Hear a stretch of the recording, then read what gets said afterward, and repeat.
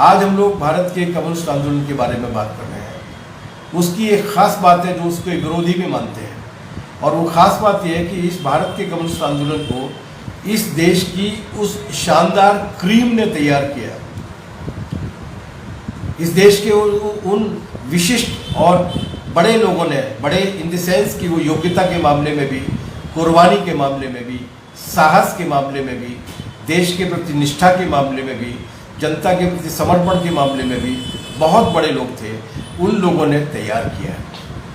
और ये ख़ास बात है कि उस शानदार टीम ने तैयार किए, और उसकी ख़ास बात यह है कि देश और जनता के प्रति उनका जो समर्पण था, कुर्बानी देने की उनकी जो क्षमता थी, उनका जो अपार साहस था, और सबसे बढ़कर ये कि हालात का जो वैज्ञानिक आकलन और जानकारी उनकी थी, जिसमें वो रह रहे थे, जिसमें वो काम कर रहे थे, वो अद्भुत थी। वैसे तो भारत में कम्युनिस्ट पार्टी बनाने की कामना करने वाले लोग मार्क्स के ज़माने में मौजूद थे। ये काफ़ी दिलचस्प बात है। मार्क्स और एंगल्स ने मिलकर पूरी दुनिया भर के मेहनतकशों को संगठित करने का वो जो ग्रैंड प्रोजेक्ट शुरू किया था, जिसने पूरी दुनिया बदल के रख दी।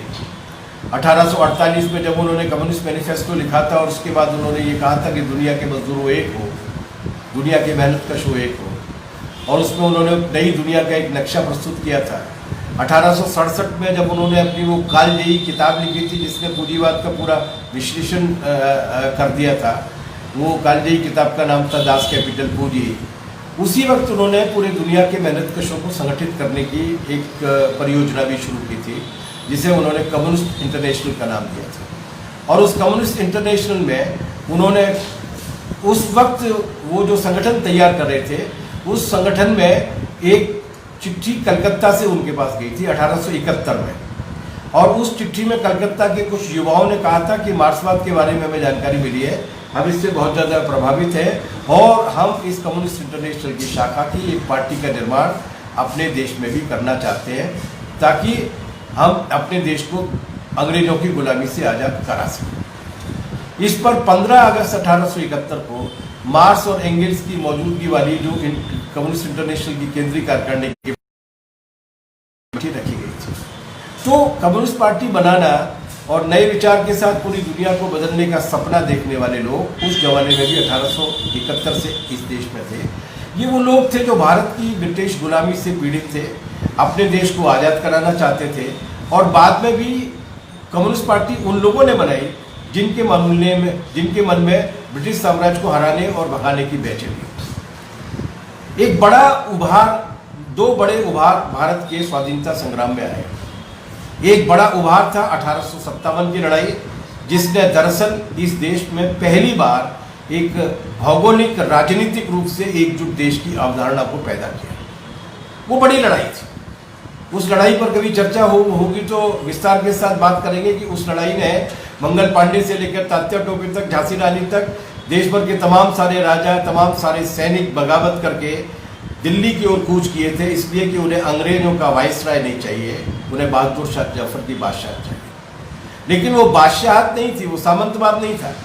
उस पूरे की पूरी हुकूमत को जब अंग्रेजों को वहाँ से भगा दिया गया और बहादुर शाह जफर को दोबारा बिठा दिया गया, उसके बाद सरकार को चलाने के लिए सैनिकों ने जिस तरीके से कमेटी बनाई थी, और वो उस कमेटी में जो प्रतिनिधित्व था, मजदूरों का भी था, किसानों का भी था, मतलब जो धार्मिक समुदाय है उनका भी था, और उसकी जो कार्यप्रणाली थी वो एक रोचक कार्यप्रणाली थी। और ये उस जमाने में थी 1857 में, जब तक पेरिस कम्यून भी नहीं हुआ था। एक बड़ी बात थी, खैर उस पर अपन लोग बातचीत करेंगे। दूसरा जो बड़ा घटना विकास था भारत के स्वाधीनता आंदोलन में, वो था 1919, जब रॉलेट एक्ट के खिलाफ पूरे देश भर में बगावत हुई और 1919 का जलियांवाला बाग का कांड दिखा। ये भारत की जनता का एकजुट प्रतिरोध था। तेज बहादुर सप्रू और सैफुद्दीन किचलू, इन दो राष्ट्रीय नेताओं को आज़ाद की गिरफ्तारी के विरोध में जलियांवाला बाग में जो लोग इकट्ठा हुए थे, और वहाँ पर जो वो लगी हुई है, पट्टिका लगी हुई है जिस पर मरने वाले लोगों के नाम दर्ज हैं, उसमें हिंदू भी हैं, उसमें बड़ी तादाद में सिख हैं, उसमें मुसलमान भी हैं। ये देश की लड़ाई थी। उस लड़ाई के बाद, रॉलेट एक्ट के बाद, पूरे देश भर में और पूरी दुनिया भर में भारत की आज़ादी के जो समर्थक थे उन्होंने एकजुट होना शुरू किया। और ख़ास तौर से 1919 में इसलिए भी ये महत्वपूर्ण है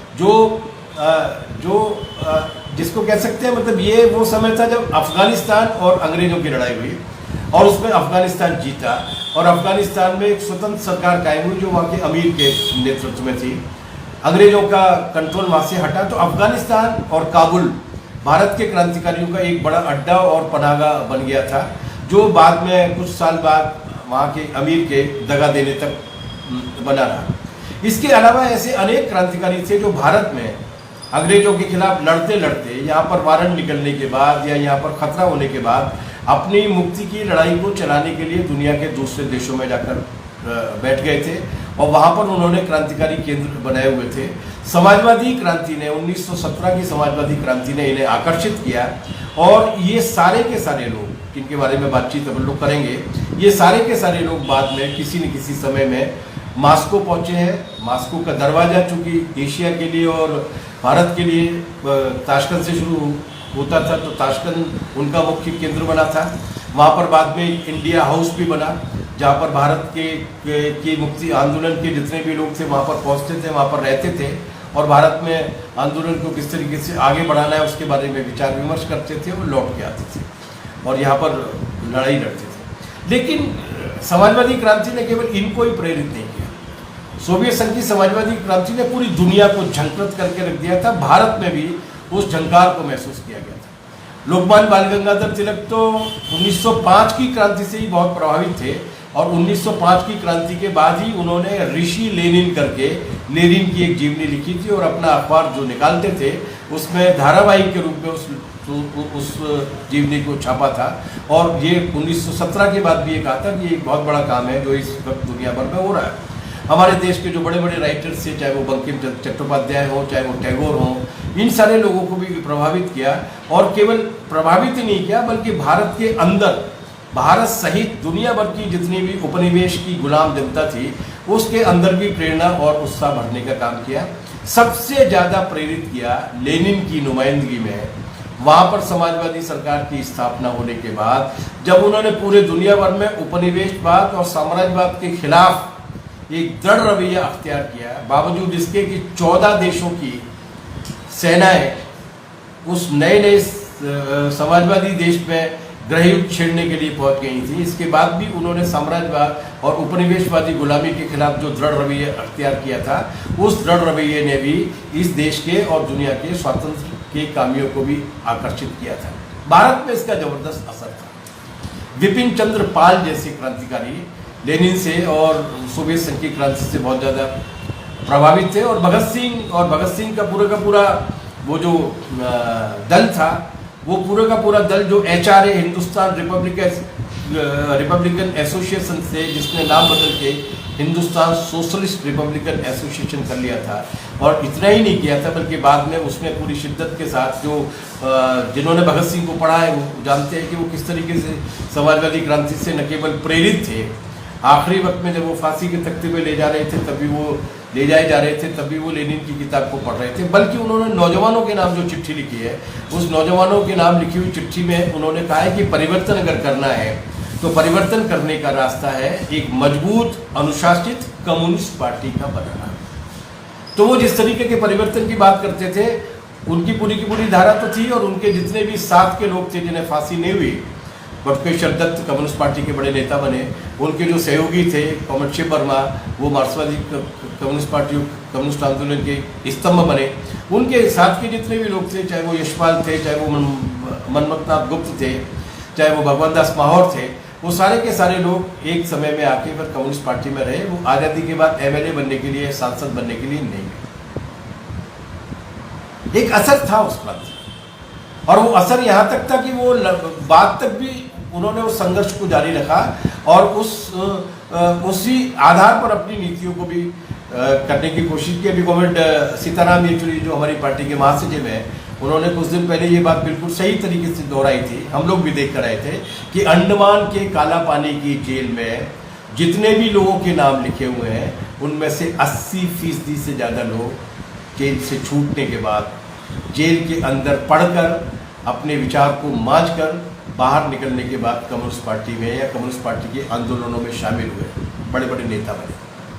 तो ये जो आज़ादी के आंदोलन की जो जबरदस्त विरासत थी अंदर, इस देश के अंदर भी, वो भी उस क्रांति से प्रभावित हुई थी और उस क्रांति ने उनको आकर्षित किया था। और वो ये समझ गए थे कि केवल ब्रिटिश राज से आज़ादी पाना ही पर्याप्त नहीं है, उसके बाद समाजवाद का निर्माण भी करना पड़ेगा। लेकिन देश के बाहर बड़े बड़े क्रांतिकारी समूह थे। मैं खासतौर से तीन चार समूहों की बातचीत आपके बीच में करना चाह रहा हूँ जिन्होंने इस देश के आज़ादी के आंदोलन में बड़ी भूमिका निभाई है। एक थी बर्लिन कमेटी, इसके नेता थे सरोजिनी नायडू के भाई वीरेंद्रनाथ चट्टोपाध्याय। उनके नेतृत्व में ये कमेटी काफ़ी व्यवस्थित तरीके से काम कर रही थी और इस कमेटी के एक महत्वपूर्ण सदस्य थे जो बाद में लेनिन से मिलने के लिए जो लोग गए थे, लेनिन से मिलने के लिए जाने वाले लोगों में वो भी थे।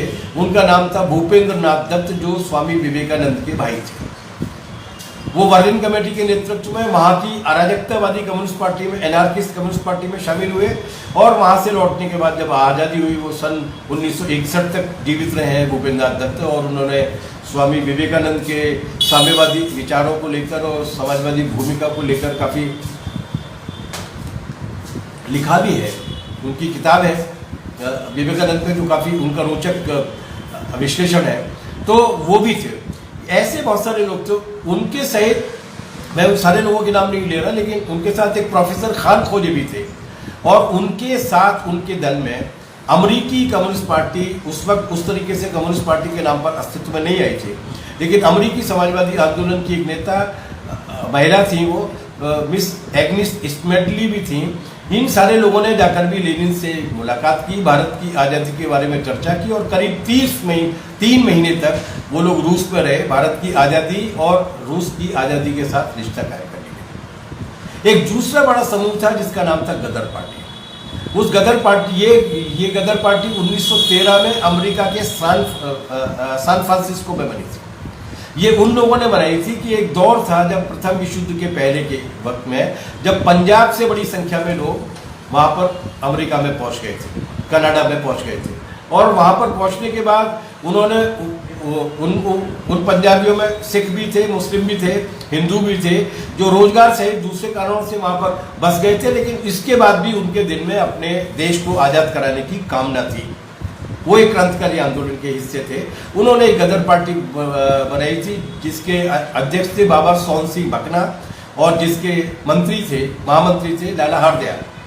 1912 में इस गदर पार्टी के महामंत्री लाला हरदयाल ने लेनिन की जीवनी लिखी थी और उसी साल 1912 में मलयालम में देशाभिमानी रामकृष्ण पिल्लई ने भी उनकी जीवनी को लिखा था।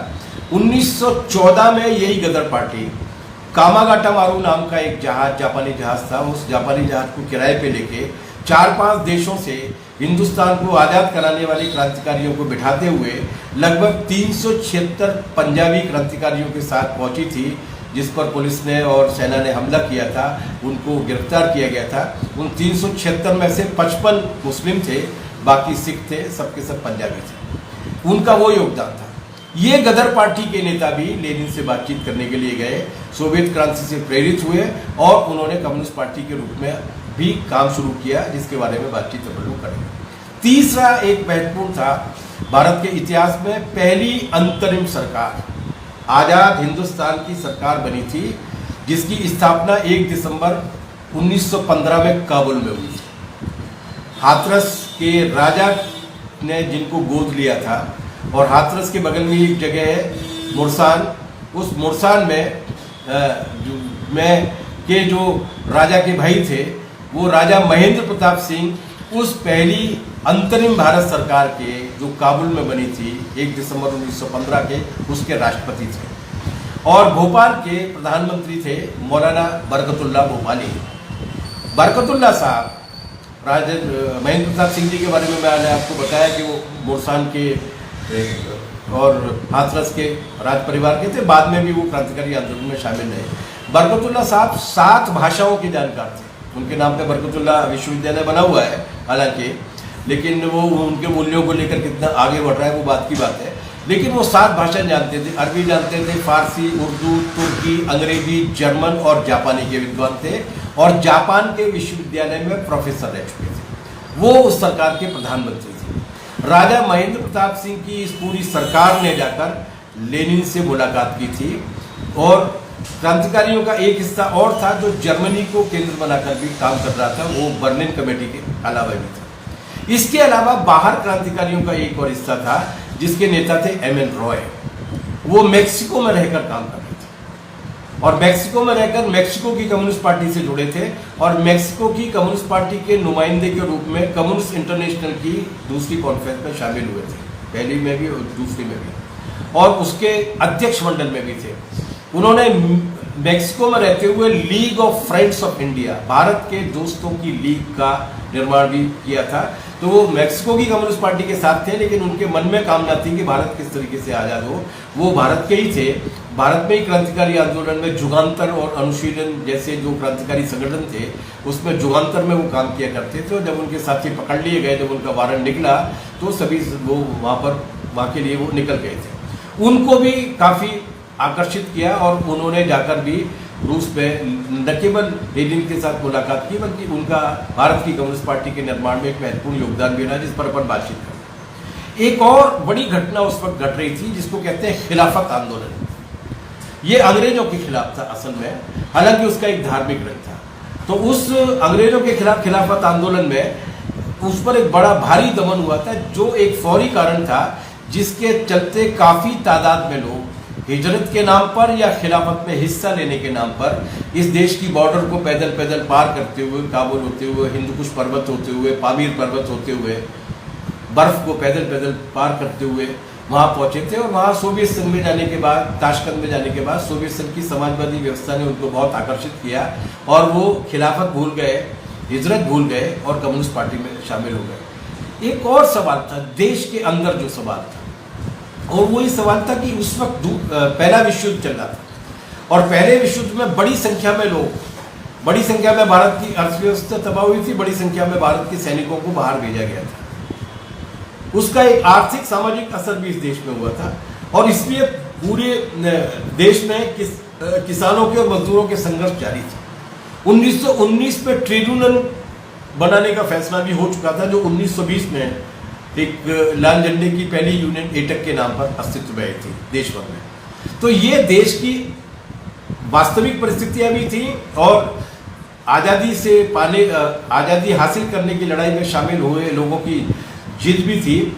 और इसी के साथ साथ उस वक्त की अंतर्राष्ट्रीय स्थितियां भी जोरदार थी। जैसे कि मैंने आपसे कहा कि पहले विश्व युद्ध ने जो साम्राज्यवादी देशों के बीच में लूट के बंटवारे के लिए हुआ था, उस पहले विश्व युद्ध ने पूरी दुनिया भर में भी एक बहुत संघर्ष का वातावरण पैदा कर दिया था। और 1917 से लेकर 1920 का समय काल अगर हम देखते हैं तो वो केवल समाजवादी क्रांति, रूस की समाजवादी क्रांति का ही काल नहीं है, बल्कि दुनिया भर में मुक्ति आंदोलनों का भी दौर है। मिस्र में, सीरिया में, लेबनान में, चीन में, कोरिया में, इंडोनेशिया में, अफगानिस्तान में, तुर्की में, कहीं फ्रांसीसियों के खिलाफ, कहीं अंग्रेजों के खिलाफ, कहीं डचों के खिलाफ, कहीं जापानियों के साम्राज्यवाद के खिलाफ जबरदस्त संघर्ष जारी है। तो इसी दौर में 29 नवंबर 1917 को राजा महेंद्र प्रताप, जो अंतरिम सरकार के राष्ट्रपति थे भारत के, वो सोवियत सरकार से बातचीत कर चुके थे। और फरवरी 2018 में जब वो ताशकंद पहुंचे उससे मिलने के लिए, तो उनका भव्य स्वागत हुआ था। एक देश के राष्ट्रपति का जिस तरीके से स्वागत होना चाहिए उस तरीके से स्वागत हुआ था। उसके बाद उनकी लेनिन से एक लंबी मुलाकात भी हुई थी और अपने एक दूसरे के विचारात भी उन्होंने बदले थे।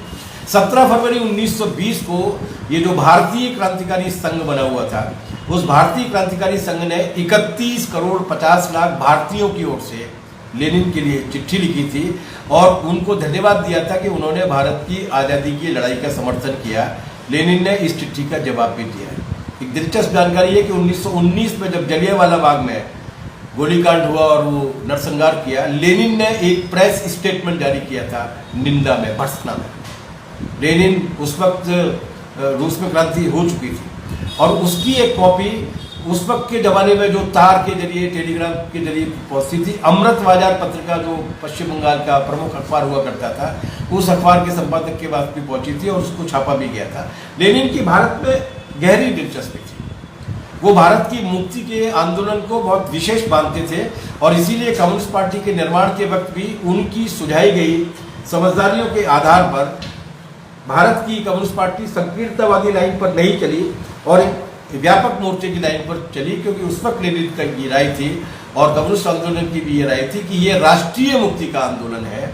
इस राष्ट्रीय मुक्ति के आंदोलन में हमें सभी को जोड़ने का काम करना चाहिए। बहरहाल कॉमिंटर्न बन चुका था, उसकी नया कॉमिंटर्न बन चुका था और उसकी पहली कांग्रेस 2 से लेकर 6 मार्च तक 1919 में हुई थी।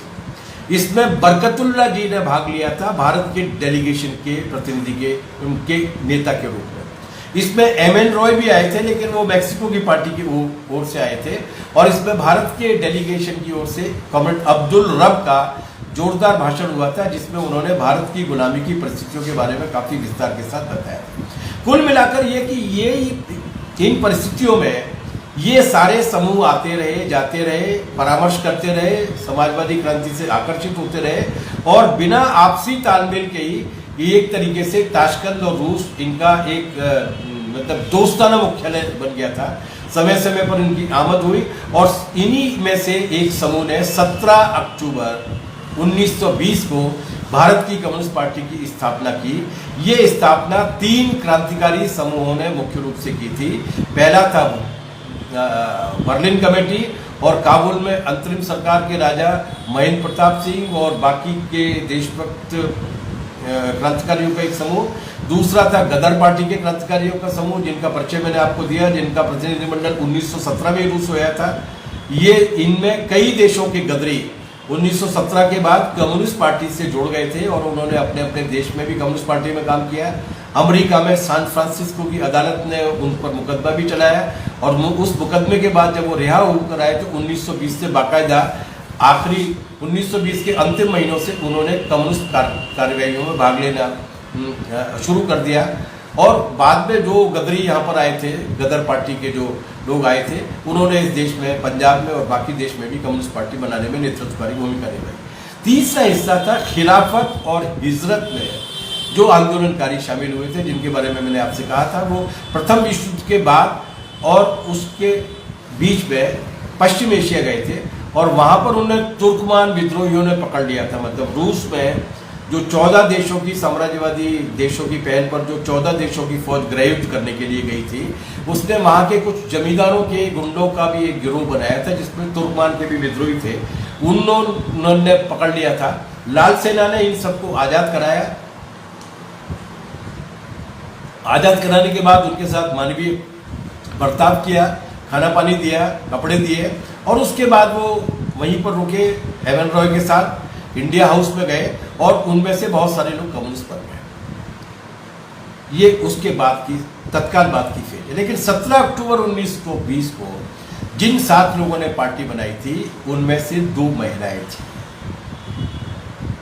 उन 7 लोगों के नाम थे कॉमरेड एमएन रॉय, भारत के थे, भारत के एक क्रांतिकारी थे, लेकिन उस वक्त मैक्सिको में रहकर उस क्रांतिकारी आंदोलन की अगुवाई कर रहे थे। एक थी एवेलिना ट्रेंट रॉय जो कम्युनिस्ट थी और कॉमरेड एमएन रॉय की पत्नी भी थी।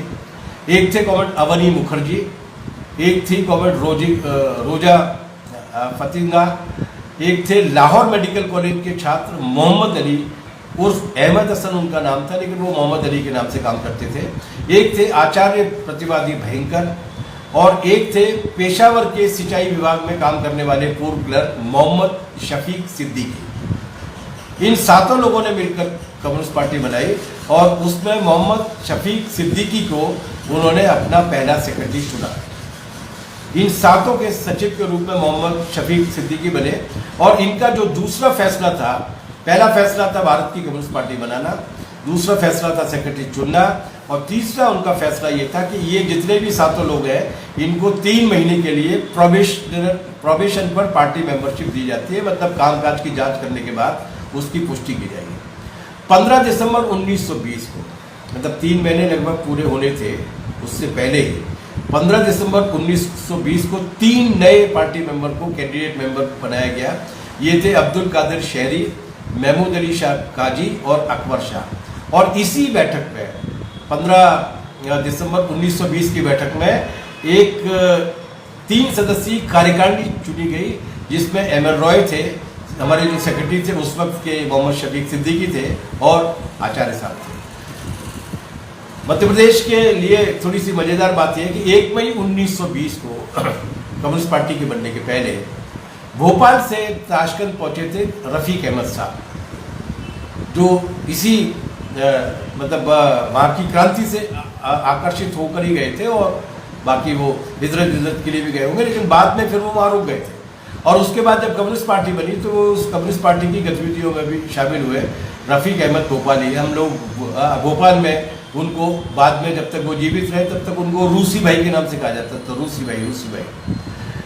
ये सारी जानकारियाँ कहाँ से मिली, वो भी बड़ी रोचक कहानियाँ हैं, और हरियाणा का इसमें खासतौर से बड़ा योगदान है। वो योगदान ये है कि जब मुजफ्फर अहमद, जो भारत की कम्युनिस्ट पार्टी के संस्थापक नेताओं में से एक थे, जिन्होंने my self and the communist party और कम्युनिस्ट पार्टी की स्थापना कहाँ हुई उसके बारे में 2 महत्वपूर्ण किताबें लिखी है। आपको कभी अगर मौका मिले तो पढ़िएगा, बड़ी रोचक संस्करण है, और किस तरीके से सांगठनिक उतार चढ़ाव के दौर में से वैचारिक बहस में से गुजरी पार्टी को जानकारी आपको मिलेगी। वो जब वो किताब लिख रहे थे उसी वक्त उनकी किताब को पढ़कर ताशकंद में एक पीएचडी करने के लिए गए थे कुरुक्षेत्र विश्वविद्यालय के प्रोफेसर देवेंद्र कौशिक। वो यहाँ पर हिस्ट्री के रीडर थे, यहाँ पर भी उन्होंने पीएचडी की हुई थी, लेकिन वो मध्य एशिया में लेनिन की जो राष्ट्रीय नीति थी उस पर एक और पीएचडी करने के लिए गए थे। जब उन्होंने मुजफ्फर अहमद साहब की किताब पढ़ी कि इसकी स्थापना ताशकंद में हुई है, तो वो चूंकि पीएचडी कर रहे थे तो वहाँ पर फिर उन्होंने ताशकंद की कम्युनिस्ट पार्टी के दफ्तर में जाके उसके रिकॉर्ड में तलाश करना शुरू किया, और वहाँ पर उन्हें वो प्रोसीडिंग, वो मिनट का रजिस्टर मिला जिसमें कम्युनिस्ट पार्टी के गठन का फैसला है और जिसकी अध्यक्षता और जिसके संचालन के बारे में फैसला है, जिसमें ये बाकी फैसले हैं जो मैंने आपको बताया। ये हमारी कम्युनिस्ट पार्टी के निर्माण की एक गौरवशाली कहानी है जिस पर हम गर्व करते हैं। यहाँ पर एक आखिरी में कुछ सवाल करना चाहेंगे। जैसा कि मैंने आपसे कहा कि ये उन क्रांतिकारी ने बनाई है, और ये क्रांतिकारी जब लौट कर आए हैं, अंग्रेजों के पास खबर पहुंच चुकी थी। उनमें से एक आध ने विश्वासघात भी किया था, जिसके बारे में मुजफ्फर अहमद साहब ने, काका बाबू ने अपनी किताब में विस्तार के साथ लिखा भी है, लेकिन अंग्रेजों ने उनको छोड़ा नहीं। लेकिन इन्होंने जो शुरुआत की वो शुरुआत फिर होगी। कुछ सवाल है, जैसे अनेक साथी हैं हमारे, वो ये कहते हैं कि इतने कम लोगों ने पार्टी बनाई, इसको शुरुआत कैसे मान सकते हैं, स्थापना कैसे मान सकते हैं। और इस आधार पर कि 7 लोगों ने जो अलग अलग जगह के क्रांतिकारी थे, भारतीय क्रांतिकारी थे, उन्होंने ताशकंद में बैठ के पार्टी बनाई, वो नहीं मानते। उनको शायद मालूम नहीं है कि ठीक 1920 में चीन की कम्युनिस्ट पार्टी का जब पहला सम्मेलन हुआ था तो उसमें केवल 12 डेलीगेट थे। जब सीआईडी वालों ने, पुलिस वालों ने छापा मारा तो वो 12 डेलीगेट नाव में बैठ के चले गए थे, और पूरी कॉन्फ्रेंस जो 8-10 दिन की कॉन्फ्रेंस थी वो नाव पे बैठ के की थी। वो चीन की कम्युनिस्ट पार्टी के 50 मेंबरों की नुमाइंदगी कर रहे थे, जिन्होंने 27 साल के अंदर क्रांति कर दी। इसलिए कितने लोगों ने बनाई है ये महत्वपूर्ण नहीं है, बिगिनिंग हुई है, उस बिगिनिंग का असर क्या हुआ है इसको समझने की आवश्यकता। हमारे सीपीआई के मित्र हैं, वो ऐसा लगता है उनको कि जैसे ताशकंद में पार्टी की स्थापना करना कोई ऐसा काम था जिसे स्वीकार करने में कुछ संकोच लगता है उन्हें थोड़ी सी झेप आती है, शर्म आती है, और इसीलिए वो ये कहते हैं कि नहीं, हमारी पार्टी की स्थापना तो 1925 में हुई थी जब कानपुर में पहला सम्मेलन हुआ था। बात यह है कि कानपुर में जो पहला सम्मेलन हुआ था, उस पहले सम्मेलन में इस देश में काम करने वाले कम्युनिस्ट समूहों को बुलाया गया था।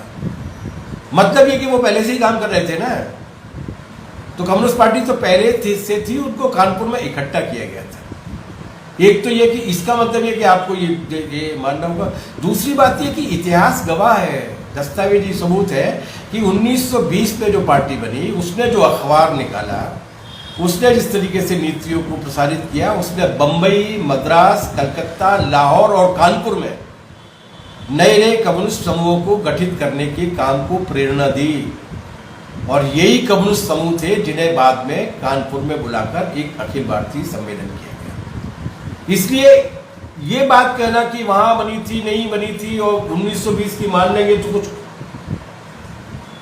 हेटी हो जाएगी, कानपुर वाली होगी, ये बात नहीं है।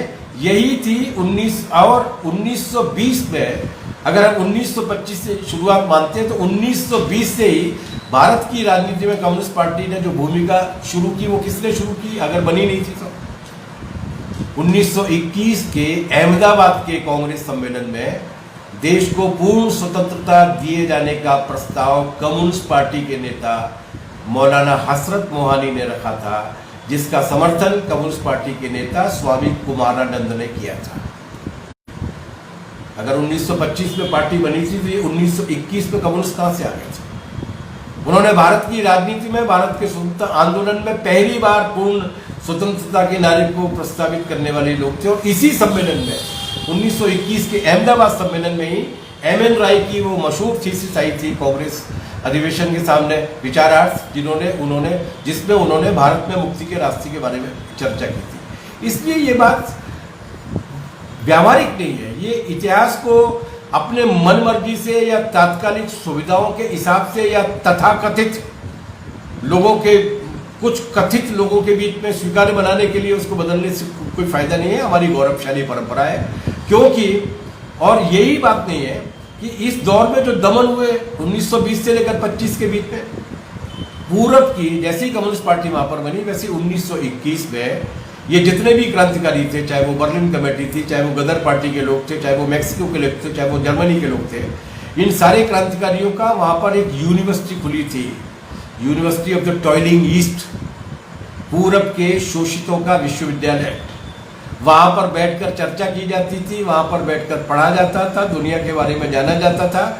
और उस विश्वविद्यालय में पढ़कर 1922 से लेकर 1923 के बीच में जितने भी लोग इस देश में क्रांतिकारी आंदोलन में शामिल होने के लिए, आज़ादी के संघर्ष में शामिल होने के लिए निकले, उनको पकड़ा गया है। 1922 से 23 के बीच में पेशावर कम्युनिस्ट कॉन्स्पिरेसी केसेस चले हैं 3, क्योंकि ये पेशावर के रास्ते से आते थे। 1920 में पार्टी नहीं बनी थी तो 1922 और 23 के बीच में कॉन्स्पिरेसी केसेस कैसे चल गए? 1924 में चला था कानपुर षड्यंत्र केस, कानपुर बोल्शेविक षड्यंत्र केस।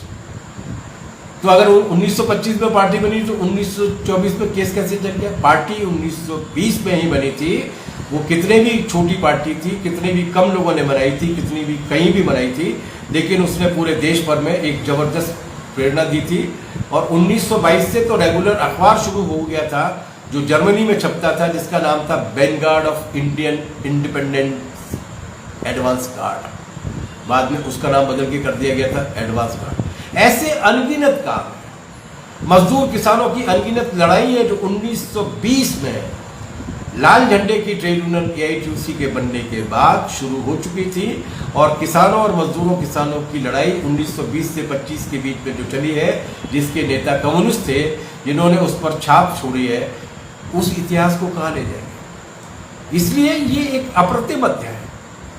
और दुनिया भर की जो लड़ाइयाँ हैं वो अपने देश की मुक्ति की लड़ाई है। दुनिया भर के क्रांतिकारियों को दूसरे देशों में आश्रय लेके लड़नी पड़ी है। इसमें शर्मिंदा होने की बात नहीं है, इसमें उन क्रांतिकारियों पर गर्व करने की बात है। ये संकोच की नहीं, गर्व की बात है। जैसे बात मैं आपको बता रहा हूँ भारतीय स्वतंत्रता आंदोलन के, और भी मैंने आपको बताया बर्लिन कमेटी, हरदया, ये जो गदर पार्टी, लेकिन मैं केवल 2 उदाहरण दे रहा हूँ आपको। वो भारत के स्वाधीनता संग्राम के अप्रतिम अध्याय है, आप उन्हें कहाँ ले जाएंगे? पहला है 1 दिसंबर 1915 में राजा महेंद्र प्रताप और मौलाना बरकतुल्लाह भोपाली की पहली अंतरिम भारत सरकार जो काबुल में बनी थी। क्या हम इतिहास में उसको इसलिए मानने से इनकार कर देंगे क्योंकि वो काबुल में बनी थी? उसके बाद दूसरा है 21 अक्टूबर 1943 में 1943 में सुभाष चंद्र बोस की आजाद हिंद फौज, जिसकी राजधानी सिंगापुर में थी, वो सिंगापुर में बनी थी और सिंगापुर से ही पूरे के पूरे संघर्षों को किया संगठित। इसलिए ये हमारे इतिहास की जो बड़ी धरोहर है, वो धरोहरें अपने स्थापना काल से, अपनी शुरुआत से ज़्यादा महत्वपूर्ण होती है, बजाय इस विवाद में पड़ने के लिए कि वहाँ क्यों बनी, कि यहाँ क्यों बनी, कि नहीं बनी तो नहीं बनी। मार्क्स ने अपनी जो पूरी थीसिस दी है, मार्क्स ने अपना जो सिद्धांत दिया है, वो 3 देशों से निष्कासित, निर्वासित और बहिष्कृत होते हुए दिया है। इसलिए ये हमारे 1920 की 17 अक्टूबर को कम्युनिस्ट पार्टी का जो निर्माण हुआ, वो उस वक्त तक के सारे बेहतरीन क्रीम जो थी हमारे देश की, उस क्रीम का एक बड़ा योगदान था।